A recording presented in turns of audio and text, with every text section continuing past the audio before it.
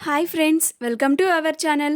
Brahmamudi serial next ఎపిసోడ్లో ఏం జరగబోతోందో ఈ వీడియోలో చూసి తెలుసుకుందాం. అప్పు కావ్యని రౌడీల నుంచి కాపాడుతుందా? అసలేం జరిగింది అని తెలుసుకోవడానికి ఈ వీడియోని స్కిప్ చేయకుండా ఎండ్ వరకు చూసేయండి.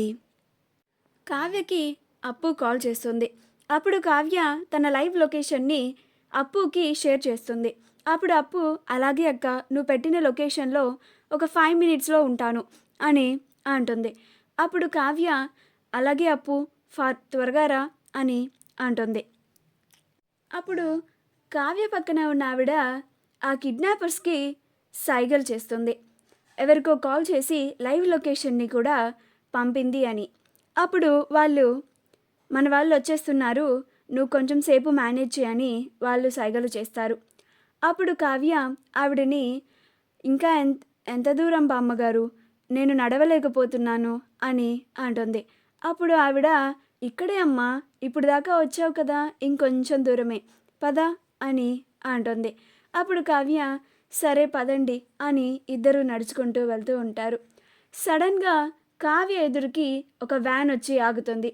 వ్యాన్లోంచి ఒక రౌడీ కావ్యని వ్యాన్లోకి లాగేస్తాడు. అప్పుడు పక్కన ఉన్న ఆవిడ కూడా కావ్యని లోపలికి తోస్తుంది. కావ్య, కాపాడండి కాపాడండి అని అరుస్తూ ఉంటుంది. అప్పుడు అప్పు కరెక్ట్గా ఆ లొకేషన్కి చేరుకుంటుంది. కావ్యని వ్యాన్ ఎక్కించడం చూసి అక్క అక్క అని అరుస్తూ ఉంటుంది. అప్పుడు ఆ రౌడీలు ఫాస్ట్గా డోర్ని క్లోజ్ చేసేసి ఆ వ్యాన్ని ఫాస్ట్గా పోనిస్తూ ఉంటారు. అప్పు కూడా వ్యాన్ వెనకాల పరిగెడుతూ ఉంటుంది. కావ్య అప్పుని చూసి అప్పు అప్పు అని వ్యాన్లోంచి అరుస్తూ ఉంటుంది. అలా ఆ కిడ్నాపర్స్ కావ్యని కిడ్నాప్ చేసి తీసుకొని వెళ్ళిపోతారు.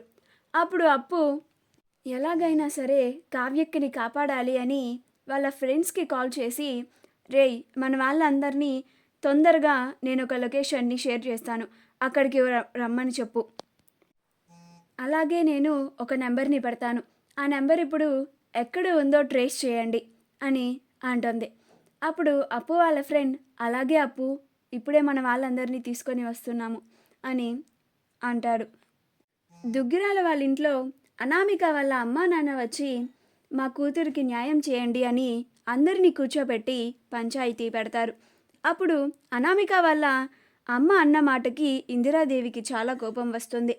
అప్పుడు అనామిక వాళ్ళ నాన్న, క్షమించండమ్మా, మావిడ ఏదో తెలియక అనేసింది, మావిడ తరపున నేను క్షమాపణ అడుగుతున్నాను అని అంటాడు.